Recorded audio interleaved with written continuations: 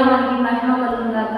దేవుని బిడ్డారా, ప్రతి ఉదయకాలం ఈ దినం దేవుని వాగ్దానం చూస్తూ దేవుని నామాన్ని మహిమపరుస్తున్న ప్రియా దేవుని బిడ్డలందరూ ప్రత్యేకమైన వందనాలు. దేవుని బిడ్డారా, మీ అందరూ బాగున్నారా?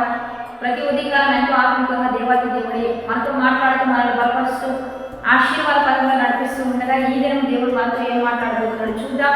పరిశుద్ధ లేఖన గ్రంథం నుంచి యెషయా గ్రంథం 58వ అధ్యాయం 11వ వచనం చదువుకుందాం. యెహోవా నిన్ను నిత్యము నడిపించును, క్షామకాలమున ఆయన నిన్ను తృప్తిపరిచి నీ ఎముకలను బలపరచును. నీవు నీరు కట్టిన తోట వలెను, ఎప్పుడు ఉప్పుచుండు నీటి ఓట వలె ఉండేదు. ఈరోజు దేవాది దేవుడు ఒక శ్రేష్టమైన ఆశీర్వాదాన్ని మీకు ఇస్తూ ఉన్నాడు. దేవుని బిడ్డలారా, మిమ్మల్ని బలపరచువాడు నేనే అని గుర్తు చేస్తూ ఉన్నాడు. యెహోవా నిన్ను నిత్యము ఈ సంవత్సరం అంతా నడిపించబోతున్నాడంట.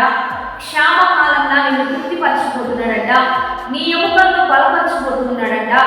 నీరు కట్టిన తోట వలె నిన్ను మారుస్తూ ఎప్పుడు ఊరుచుంటూ నీటి ఓట వలె ఒక గొప్ప ఆశీర్వాదకారకమైన దీవెను ఈ రోజు నీకు ఇస్తూ ఉన్నాడు. దేవుని బిడ్డలారా, ఎందుకంటే ఇహలోక పరంగా నేను నడిపించేది దేవుడు మాత్రమే అంటున్నాడు.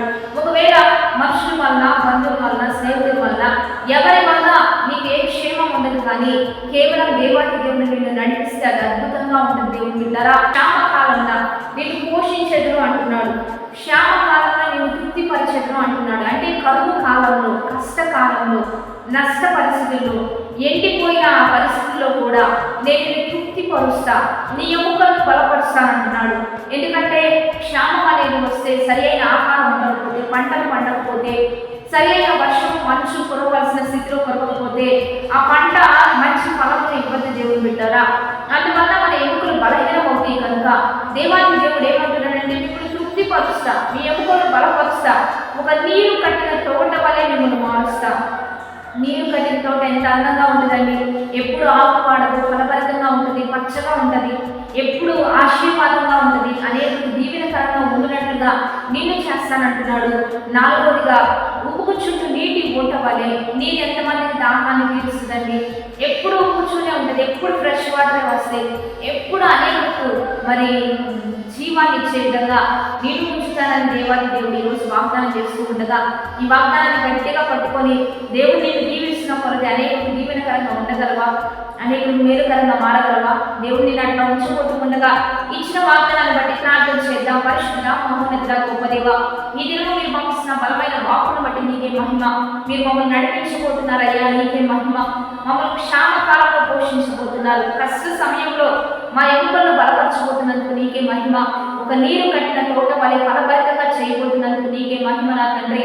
ఎప్పుడు ఉప్పుచుండు నీటి ఓట వలె అనేకులకు దీవెనకరంగా మమ్మల్ని మారుస్తున్న ప్రతి విధముకై నీకే మహిమ తెలియజేస్తూ, ఎంతమంది ఇది రిసీవ్ చేసుకుంటున్నారో ప్రతి బిడ్డ పట్ల గొప్ప కార్యాలు జరిగిస్తూ, బర్త్డేస్, మ్యారేజ్ చెప్పిన వారికి దీవెని ఇవ్వండి. వృత్తి, వ్యాపారాల, చేతి పనులు, ప్రతి డిపార్ట్మెంట్ని దీవించి, అనారోగ్యం, ఆర్థిక ఇబ్బందులు, అప్పుల బంధకాలు తొలగించి, ఎంతమంది వ్యాపారం వృద్ధి చేస్తున్నారు వృద్ధిని కలిగజేస్తూ, ప్రతి ఒక్కరిని నీరు కట్టిన తోట వలె ఉంచుతూ, గర్భం లేని వారికి గర్భఫలం, వివాహం లేని వారికి వివాహాలు, ఎంతమంది ఉద్యోగం లేదు ఉద్యోగాలు దయచేస్తూ, ప్రతి ఒక్కరిని ధన్యులుగా మారుస్తూ, నీ ఘనమైన నామానికి మహిమ తెచ్చుకుంటూ, నీవే ముందుకు కొనసాగించమని, ప్రతి విషయంలో గొప్ప కార్యాలు జరిగించమని నజరేయుడైన యేసుక్రీస్తు నామం పేరిట అడిగి వేడుకొని ప్రార్థిస్తూ నామము తండ్రి, ఆమేన్. మంచి లైక్, షేర్, కామెంట్ చేయండి.